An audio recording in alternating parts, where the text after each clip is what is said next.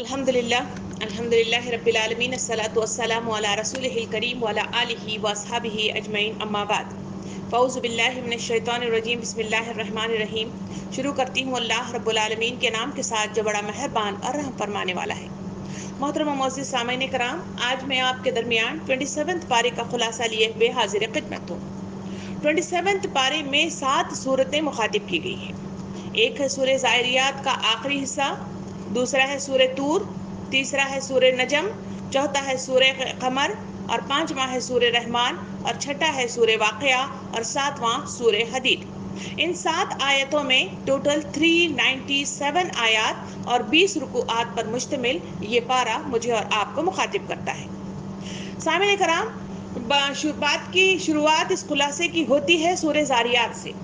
اس حصے میں اللہ رب العالمین نے اس بات سے شروع کی جہاں بندے کو اللہ رب العالمین اپنی بندگی کے لیے بحسن خوبی انہیں انجام دینے کے لیے سہولتیں بہم پہنچاتا ہے۔ اللہ آخرت کے علاوہ دنیا میں جو لوگ اللہ کے راستے میں سرگرم عمل رہتے ہیں انہیں اس دنیا ہی میں نہیں بلکہ آخرت میں بھی انہیں اجر عظیم عطا فرماتا ہے۔ یہ کہتے ہوئے حضرت ابراہیم علیہ السلام کی مثال دی گئی۔ کہا گیا کہ ابراہیم علیہ السلام نے اپنی ساری زندگی اللہ رب العالمین کے حوالے کی۔ جب بھی اسے پکارا گیا انا مسلم کی صدا کے ساتھ وہ آگے بڑھتے رہے تو اللہ رب العالمین نے اس شخص کو یعنی ابراہیم علیہ السلام کو فرشتوں کے ذریعے سے اس وقت جب کہ وہ بوڑھے ہو چکے تھے اور ان کی بیوی بانجھ تھی، ایسے وقت میں اللہ رب العالمین نے انہیں انعام کی شکل میں بیٹے سے نوازا، اور یہی بیٹا ان کے لیے جب وہ بڑا ہو گیا تو ان کے لیے تربیت کا سامان بھی بنا۔ اور سامعین کرام، اللہ رب العالمین نے ان تمام بات کو بتاتے ہوئے وہاں اسماعیل علیہ السلام، اسحاق علیہ السلام، یعقوب علیہ السلام، یوسف علیہ السلام جیسے ذلیل القدر انبیاء کرام کو حضرت ابراہیم علیہ السلام کے کنبے سے جوڑ کر فرمایا کہ ہم اس انعام کی شکل میں اس طرح انہیں عطا کرتے ہیں۔ اس کے بعد بات کی شروعات اس طرح کی گئی کہ فرشتوں کے ذریعے سے اللہ رب العالمین نے ابراہیم علیہ السلام کی طرف فرشتوں کو بھیجا۔ ان فرشتوں کا تذکرہ کرتے ہوئے اللہ رب العالمین نے مختلف قوموں کا یہاں پہ تذکرہ کیا ہے جن کو عذابات سے دوچار کیا گیا۔ وہاں شروعات ہوتی ہے ابراہیم علیہ السلام کے پاس فرشتوں کا آنا، جہاں انہیں بیٹے کی بشارت دی گئی تھی۔ وہاں ان کے بھتیجے حضرت لوط علیہ السلام پر پتھروں کی بارش اور آگ کی بارش کا عذاب کا اعلان کر دیا گیا، اور لوط علیہ السلام کی قوم صرف ایک ہی وہ گھر، حضرت لوط علیہ السلام کا واحد وہ گھر تھا جہاں وہ ایمان کی رمق اس وقت باقی تھی۔ تو ایسے وقت میں اللہ رب العالمین کی طرف سے عذاب کا اعلان کر دیا گیا اور پھر انہیں تہس نہس کر کے رکھ دیا گیا۔ ان پر پکی ہوئی مٹی کے پتھر برسائے گئے اور وہ نام بنام ان لوگوں کے سر پر لگتے اور وہ وہاں پہ ڈھیر ہو جاتے۔ آج ان کی بستی جو عذاب شدہ بستی جو آج عبرت کا نمونہ بنی ہوئی ہے وہ ہے بحر مردار کا ایک حصہ، جہاں آج بھی جو آثار قدیمہ وہاں پائے جاتے ہیں۔ اس کے بعد موسیٰ علیہ السلام کا تذکرہ کیا گیا۔ کہا گیا کہ عذابات کی شکل میں انہیں کیا عطا کیا گیا؟ کہا گیا کہ موسیٰ علیہ السلام حضرت فرعون کے پاس اپنی طرف سے اللہ کا پیغام لیے ہوئے پہنچ گئے، مگر فرعون نے انہیں اتنی اپنی جباریت کے بلبوتے پہ، اپنے زعم کے بلبوتے پہ انہیں ٹھکراتا رہا اور ظلم کرتا رہا اور لوگوں کو اتنا ڈراوا دیتا رہا جس کی بنا پر لوگ ہمیشہ ڈرے ہوئے اور سہمے ہوئے وہاں پہ رہتے تھے۔ تو اللہ تعالیٰ ذکر کرتا ہے کہ جب حضرت موسیٰ علیہ السلام کو سمندر سے گزارا گیا، پیچھے سے فرعون بھی اس کے پیچھے آیا، تو فرعون کو رہتی دنیا تک کے لیے غرقاب کر کے ایک نمونہ عبرت بنا کر رکھ دیا گیا۔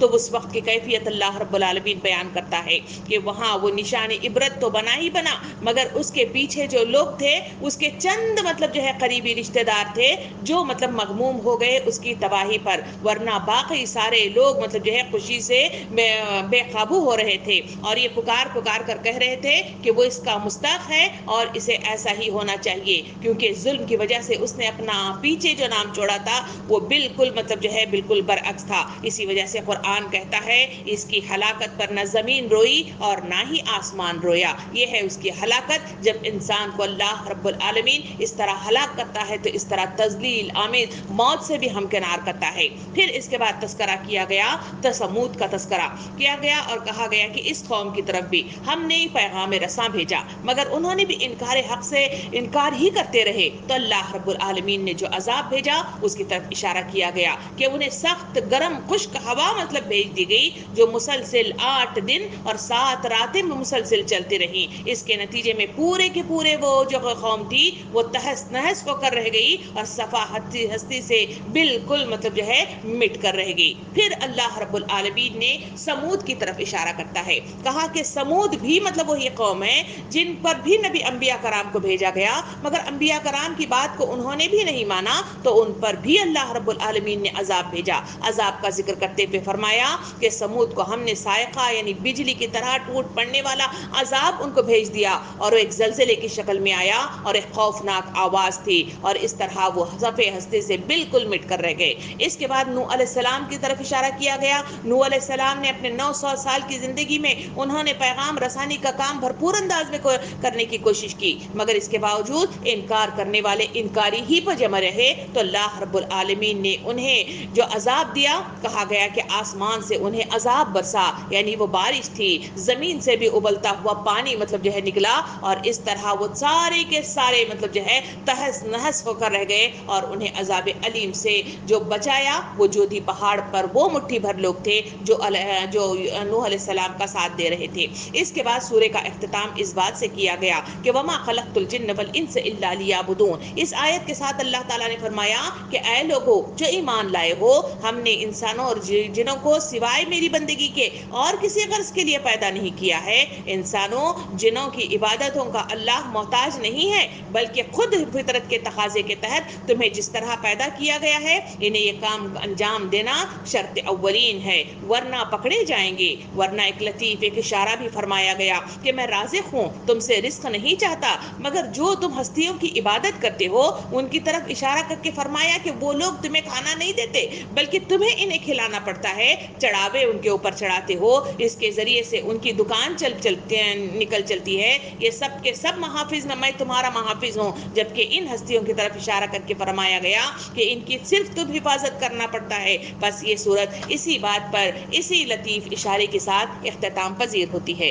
اس کے بعد یہ پارہ داخل ہوتا ہے سورہ طور میں. سورہ طور بھی مکی سورتوں میں سے ایک سورت ہے. اس سورت میں قیامت کے برپا ہونے کی اطلاع دے دی گئی ہے اور اس کی اطلاع کے طور پر موسیٰ علیہ السلام کو طور پر دی جانے والی کتاب اللہ یعنی تورات کا ذکر کیا گیا جس میں باقاعدہ طور پر بتائے جانے کا ذکر کیا گیا کہ ہم قیامت برپا کریں گے اور ان کی کیفیات بتائی گئی کہ آسمان ڈگمگانے لگ جائے گا, پہاڑ اڑنے شروع ہو جائیں گے, حکم اور خبروں سے لوگ باہر نکل کر دوڑے ہوئے باہر نکلیں گے اور انکار حق کرنے والوں کی بڑی مطلب تفصیل کے ساتھ تصویر کشی کی گئی کہ انہیں دھکے مار مار کر جہنم کی طرف رگڑتے ہوئے لے جایا جائے گا, ہانکا جائے گا اور انہیں بتایا جائے گا کہ یہی ہے وہ دن جس کا تم انکار کیا کرتے تھے, جس کی تیاری سے تم بھاگا کرتے تھے. اس تفصیلات کو بتاتے ہوئے پھر فرمایا کہ وہاں پہ ایک جنت کا تذکرہ بھی کیا گیا. کہا گیا کہ جہاں پر قیامت برپا ہو جائے گی وہاں مطلب جو ہے انکار کرنے والوں کا وہ منظر کھینچا گیا تو جو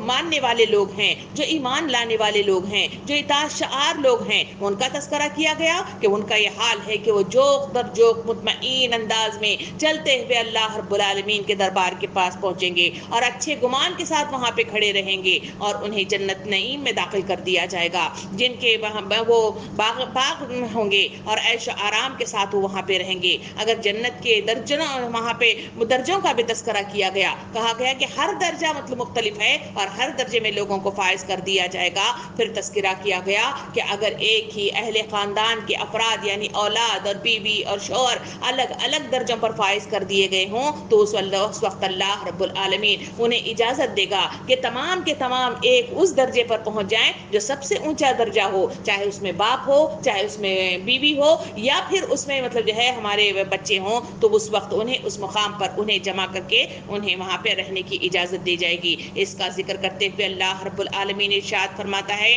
کہ ہم مطلب جو ہے تمہیں گزرے ہوئے حالات بتاتے ہیں, شاید کہ تم شکر گزاری اختیار کرو. اس کے بعد مختلف دلائل جس طرح ہر پارے میں دیے گئے ہیں اس میں بھی مختلف مطلب جو ہے دلائل دیے گئے ہیں, اعتراضات مطلب جو ہے واقع پر روشنی ڈالی گئی ہے اور پچھلے مطلب جو ہے لوگوں کی طرف اشارہ کر کے فرمایا گیا ہے کہ کس طرح ان پر تباہی بربادی آئی اور کس طرح انہوں نے انکار حق کیا ہے. اور سورہ کا اختتام اس بات سے کیا گیا اور آخر میں محمد صلی اللہ علیہ وسلم کو تسلی دی گئی کہ اے محمد صلی اللہ علیہ وسلم تم ان لوگوں کے اعتراضات پر کان نہ دھرا کرو اور فیصلے کا وقت آنے والا ہے اور تم صبر کیا کرو اور ہماری نگاہوں میں تمہیں تنہا نہیں ہم چھوڑیں گے بلکہ تمہارا مقام ہماری نظر میں بہت معتبر ہے. بلکہ اٹھو اور تسبیح کرو, ذکر کرو, اللہ کی کبریائی کا اعلان کرو اور اقامت دین کا کام سر انجام دو.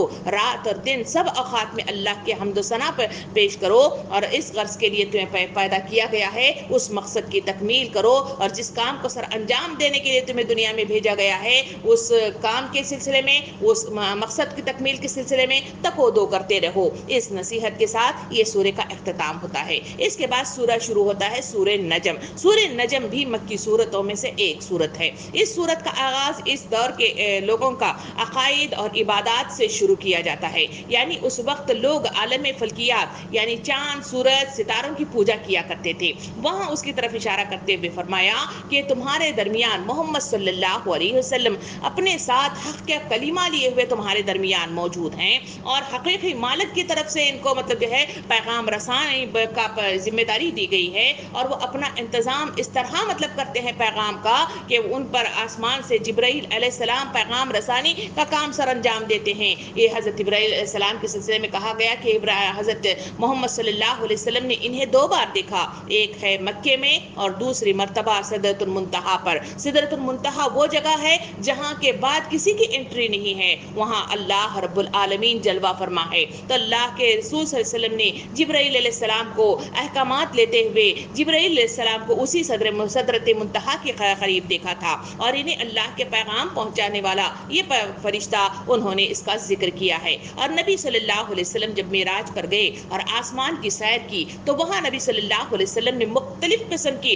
نعمتوں کی تجلیاں دیکھی, وہاں نعمتیں دیکھی, زبردست قسم کے حیرت انگیز مناظر دیکھے. مگر نبی کا تذکرہ کرتے ہوئے اللہ رب العالمین انسانیت کو بتاتا ہے یہ وہ نبی ہے جس نے وہاں اتنی تجلیات کو دیکھا, اتنی آنکھوں کو خیرہ کر دینے والی چیزوں کو دیکھا, مگر ان کی طرف متوجہ نہیں ہوا بلکہ اس کا دھیان صرف اور صرف میرے کلام کے ساتھ تھا اور بالکل میرے احکامات پر نظریں جمائے ہوئے تھا اور وہ وہاں بالکل مطلب جو ہے اس نعمتوں کے سلسلے میں کبھی غور و فکر نہیں کر رہا تھا. اللہ تعالیٰ فرماتا ہے کہ ایسا معتبر نبی تمہارے درمیان موجود ہے جسے دنیا کی طلب نہیں, جسے آسائشوں کی تمنا نہیں بلکہ اللہ کے احکام کی توجہ ہے, اس کی بندگی کا احساس ہے اور تمہیں پیغام رسانی کا کام جو دیا گیا ہے اس کا احساس ہے جو تمہارے درمیان لیے ہوئے وہ گردش کرتا ہوا نظر آتا ہے. یہ کہہ کر بات آگے بڑھاتے ہوئے فرمایا گیا کہ بتاؤ تمہارے یہ ستارے جس کے تم پوجا کرتے ہو یہ اور یہ لات اور عزا جو مطلب جو ہے مختلف دیویوں کے یہ نام ہے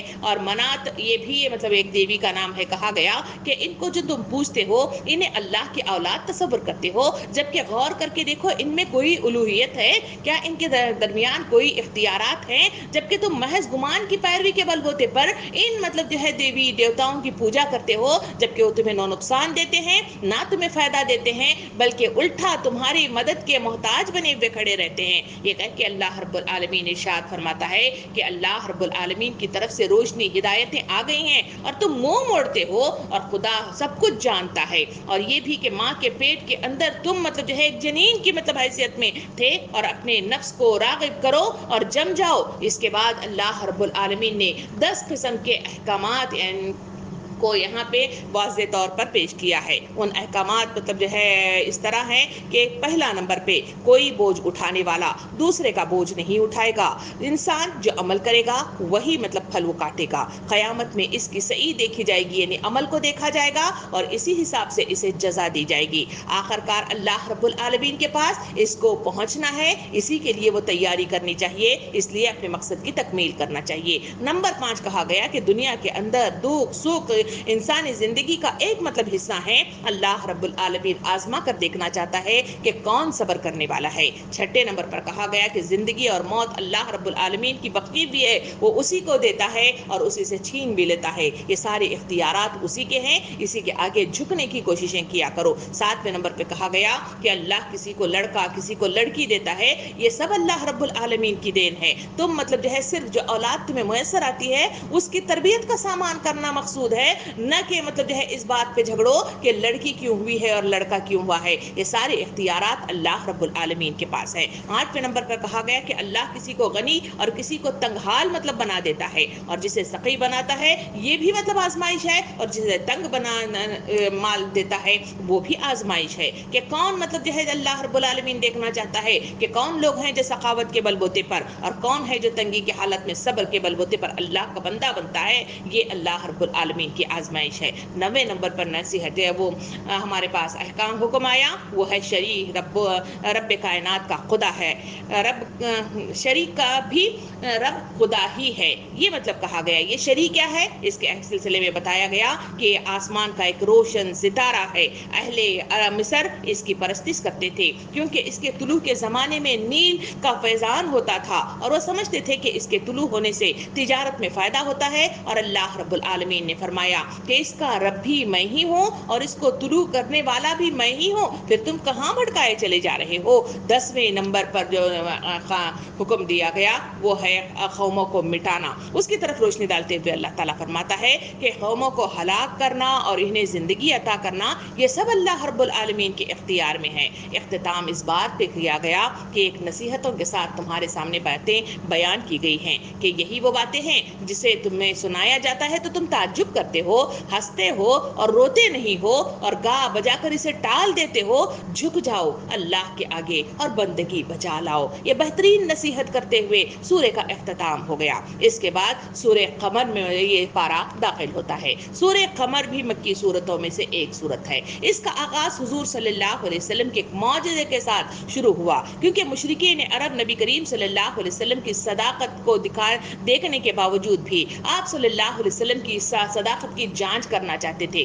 اس وجہ سے ثبوت مانگنے لگے, نشانیاں مانگنے لگے, معجزہ مانگنے لگے. تو اس وقت اللہ رب العالمین نے شق القمر کا واقعہ پیش کیا اور ان کو دکھا دیا. کہا جاتا ہے کہ چاند مغرب کی طرف 2 ٹکڑے ہو گیا اور مغرب اور مشرق کی طرف رواں ہو گیا اور پہاڑوں کے درمیان گم ہو گیا. یہ مغرب کا وقت تھا جب یہ واقعہ پیش آیا تھا. یہ واقعہ بتا کے اللہ تعالیٰ فرماتا ہے کہ نبی کو ہم نے واقعہ مطلب جو ہے اس شکل میں معجزہ دیا, مگر لوگوں کا یہ حال تھا کہ جو لوگ انکار کے حق پر جمے ہوئے تھے وہ انکار ہی کرتے رہے, وہ مطلب جو ہے ایمان نہیں لائے. نیکسٹ مطلب جو ہے اللہ تعالیٰ بات بتاتے ہوئے فرماتا ہے کہ پھر پچھلی قوموں کا تذکرہ آیا ہے. نوح علیہ السلام, عاد, سمود, موسیٰ علیہ السلام کی قوموں کا ہر درم انداز اور اللہ کے عذابات کا ذکر کرتے ہوئے فرمایا گیا کیا تمہیں عذابات کا کوڑا اور ذلیل عذاب چاہیے یا قرآن مجید کی نصیحت چاہیے کہ تب تم سدھرو گے. پھر کہتے ہوئے اللہ رب العالمین نے طنزیہ انداز میں اللہ تعالیٰ فرماتا ہے کہ تکرار کے ساتھ وَلَقَدْ يَسَّرْنَا الْقُرْآنَ لِلذِّكْرِ فَهَلْ مِن مدکر, کہا گیا کہ ہم نے قرآن کو نصیحت کے لیے آسان اور سہل بنا کر تمہاری طرف بھیجا ہے, اور اب کوئی ہے نصیحت قبول کرنے والا.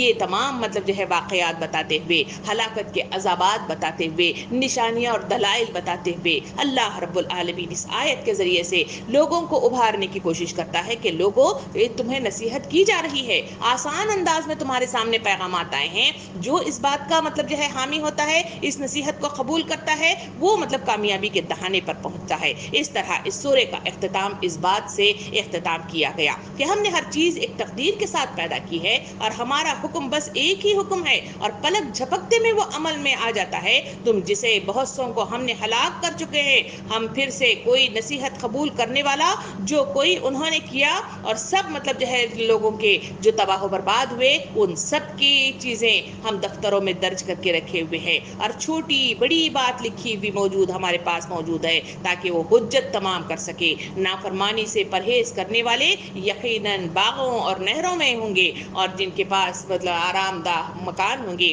اور وہ سچی عزت کا جگہ ہوگا جہاں ذی اقتدار بادشاہ کے وہ قریب ہوں گے. یہ بات کہتے ہوئے یہ سورہ اختتام پذیر ہوتا ہے. اس کے بعد داخل ہوتا ہے سورہ رحمان میں. سورہ رحمان مدنی سورتوں میں سے ایک سورت ہے.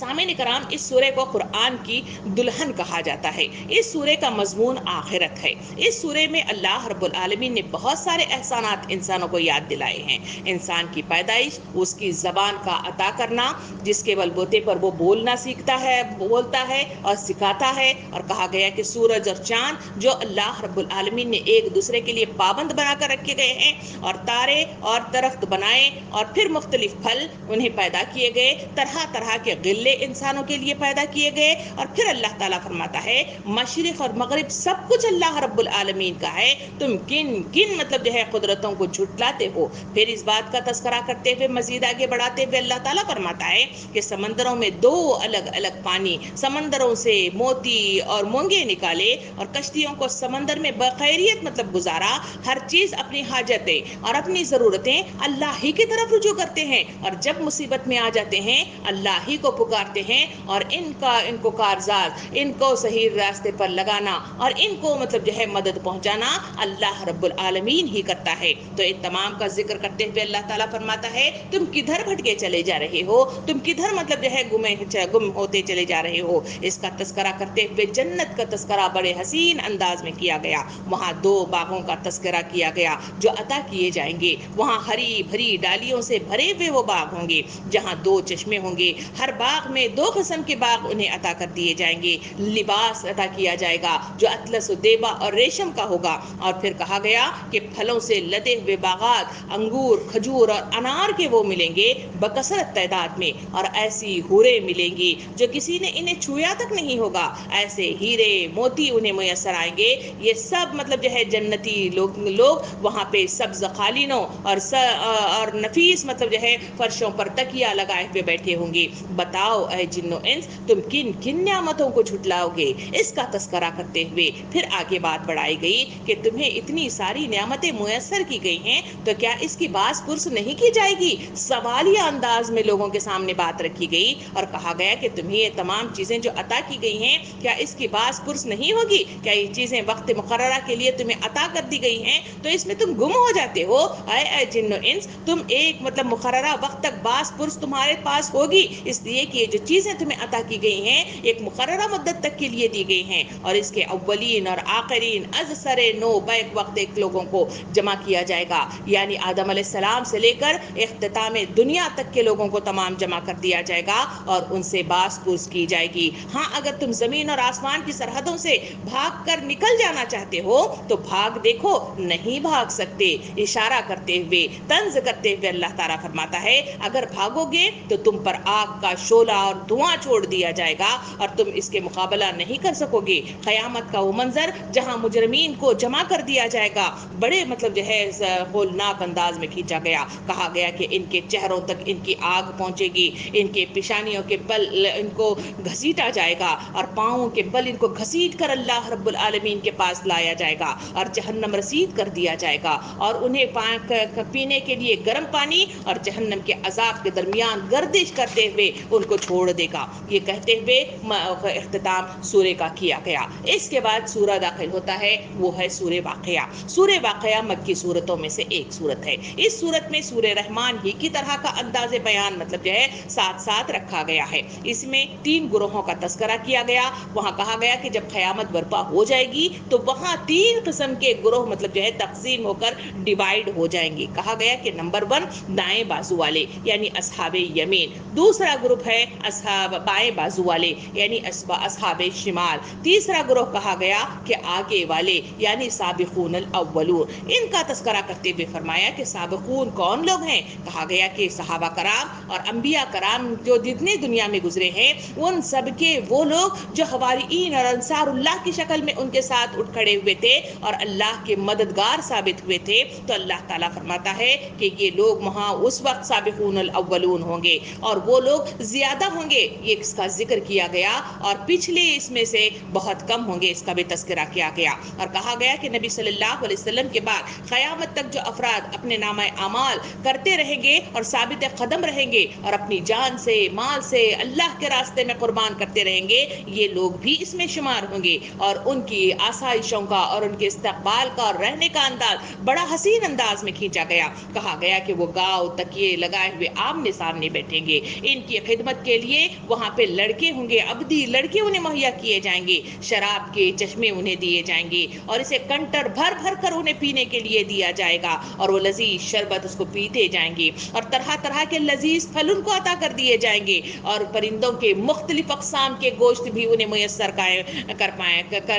کیے جائیں گے، اور خوبصورت حوریں ان کو انعام کے طور پر عطا کی جائیں گی۔ یہ ہے ان کا انعام جو سابقون الاولون کا ہوگا۔ پھر دوسرے گروپ کا تذکرہ کیا گیا، وہ ہے دائیں بازو والے، اسے اصحاب یمین کے نام سے یاد کیا گیا۔ کہا گیا کہ یہ وہ خوش نصیب لوگ ہیں جن کو بیریوں اور کیلوں کے دور تک پھیلے ہوئے باغوں کے درمیان انہیں رکھا جائے گا، اور ان پر پھیلی ہوئی زمین میں انہیں پانی کے چشمے، بکثرت پھل، اونچی نشستیں، اور ان کی بیویوں کو باکرا کر دیا جائے گا، نئے سرے سے پیدا کیا جائے گا، عمر میں کمسن ہوں گی، شوہروں کی عاشق ہوں گی، اور وہ پچھلوں میں سے ہوں گی اور اگلوں میں سے بھی ہوں گی۔ اس بات کا تذکرہ یہاں پہ کیا گیا۔ پھر تیسرے گروپ کا تذکرہ کیا گیا ہے، وہ ہے بائیں بازو والے یعنی اصحاب شمال۔ ان کے سلسلے میں کہا گیا کہ یہ بائیں بازو والے تو بدنصیب قسم کے لوگ ہیں۔ کہا گیا کہ جو گرمی کی لو کی لپیٹ میں ہوں گے، کھولتے ہوئے پانی سے ان کا استقبال کیا جائے گا، کالے دھویں کے سائے میں ہوں گے، وہ نہ انہیں ٹھنڈا کرے گا اور نہ ہی ان کو آرام پہنچائے گا۔ یہ وہ لوگ ہیں جو اس انجام سے پہلے خوشحال تھے اور گناہ عظیم پر اصرار کیا کرتے تھے۔ ان کا کھانا زقوم ہوگا۔ اس کا بات کا تذکرہ کرتے ہوئے سورہ کے اختتام پر اللہ رب العالمین اس بات سے اختتام کرتا ہے کہ آخر میں اللہ نے انسانی پیدائش، انسانی شکلیں، زمین میں بوئے جانے والا بیج، اس کے ذریعے سے نکلنے والا درخت، اس کا اشارہ کرتے ہوئے مثالیں دے کر اللہ رب العالمین احسانات یاد دلاتا ہے، دلائل دے کر حق کی طرف رجوع کرنے، پلٹنے اور ہوش مندی کے ناخن لینے کی تلقین کرتے ہوئے یہ سورہ کا اختتام ہوتا ہے۔ اس کے بعد آخری سورہ ہے، اور وہ آخری سورہ ہے سورہ حدید۔ سورہ حدید مدنی سورتوں میں سے ایک سورت ہے۔ اس سورہ کا آغاز تسبیح، ذکر کی تلقین کے ساتھ کیا گیا ہے، اور کہا گیا کہ یہ وہ اللہ رب العالمین اول بھی ہے اور آخر بھی ہے، اور ہر چیز کو وہ احاطہ کیے ہوئے ہے۔